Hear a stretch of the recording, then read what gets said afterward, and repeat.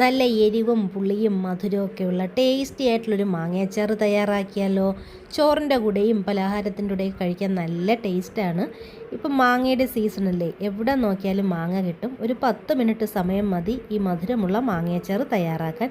ഇത് നമുക്ക് 1 മാസം വരെ ഫ്രിഡ്ജിൽ സൂക്ഷിക്കാവുന്നതാണ്. ഒരു കേടും വരില്ല. ട്രൈ ചെയ്ത് നോക്കൂ.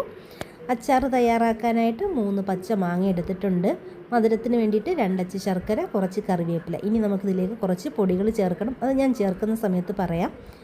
ആദ്യം നമുക്ക് ഈ മാങ്ങയൊന്ന് കട്ട് ചെയ്തെടുക്കാം. ഞാനിവിടെ തൊലിയോട് കൂടിയിട്ട് തന്നെയാണ് ഇത് കട്ട് ചെയ്തെടുക്കുന്നത്. നിങ്ങൾക്ക് തൊലി വേണ്ടെങ്കിൽ തൊലി മുറിച്ചതിന് ശേഷം കട്ട് ചെയ്തെടുത്താൽ മതി. ഞാനിവിടെ എടുത്തിട്ടുള്ള മാങ്ങ ചെറുതായിട്ടൊന്ന് വിളഞ്ഞ മാങ്ങയാണ് കേട്ടോ. പക്ഷേ മധുരമൊന്നുമില്ല, നല്ല പുളിയുണ്ട്. ശർക്കരയും ഒന്ന് മെൽറ്റ് ചെയ്തെടുത്തിട്ടുണ്ട്. ഈ വലിപ്പത്തിലാണ് മാങ്ങ കട്ട് ചെയ്തെടുത്തിട്ടുള്ളത്. അമിതമായിട്ട് ചെറിയ പീസാക്കണ്ട, ഈ വലിപ്പത്തിൽ കട്ട് ചെയ്തെടുത്താൽ മതി. ഇനി അച്ചാർ തയ്യാറാക്കാനായിട്ട് തുടങ്ങാം. ഒരു പാനിലേക്ക് 2 ടേബിൾ സ്പൂൺ വെളിച്ചെണ്ണ ഒഴിച്ചു കൊടുക്കാം. ഇതിന് പകരം നല്ലെണ്ണ എടുത്താലും മതി.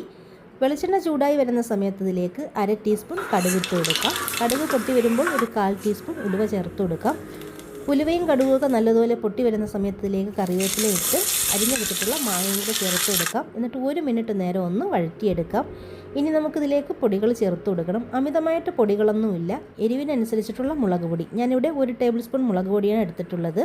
1/4 ടീസ്പൂൺ മഞ്ഞൾപ്പൊടി, 1/4 ടീസ്പൂൺ കായത്തിൻ്റെ പൊടി, പിന്നെ ആവശ്യത്തിനുള്ള ഉപ്പ്. ഇതെല്ലാം കൂടെ ചേർത്ത് നല്ലതുപോലെ ഒന്ന് മിക്സ് ചെയ്തെടുക്കാം. ആ പൊടികളുടെ എല്ലാം പച്ചമണം മാറുന്ന സമയത്ത് നമുക്കിതിലേക്ക് 1/2 കപ്പ് വെള്ളം ഒഴിച്ചു കൊടുക്കാം.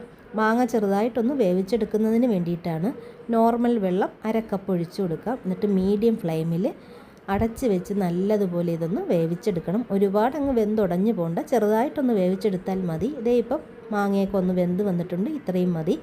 ഇനി നമുക്കിതിലേക്ക് ശർക്കര പാനി ഒഴിച്ചു കൊടുക്കാം. ഞാനിവിടെ 1/2 കപ്പ് വെള്ളം ഒഴിച്ച് മെൽറ്റ് ചെയ്തെടുത്ത ശർക്കരയാണ്, ഒന്ന് അരിച്ചെടുത്തിട്ടുണ്ട്. അതും കൂടെ ചേർത്ത് വീണ്ടും മിക്സ് ചെയ്ത് ഒരു 5 മിനിറ്റ് നേരവും കൂടെ മൂടി വെച്ച് വേവിച്ചെടുക്കുമ്പോൾ രുചികരമായിട്ടുള്ള നമ്മുടെ മധുരമുള്ള മാങ്ങയച്ചാർ ഇവിടെ റെഡിയാണ്. എല്ലാവരും ഉണ്ടാക്കി നോക്കൂ. വീഡിയോ ഇഷ്ടമുള്ള ലൈക്ക് ചെയ്യാനും ഷെയർ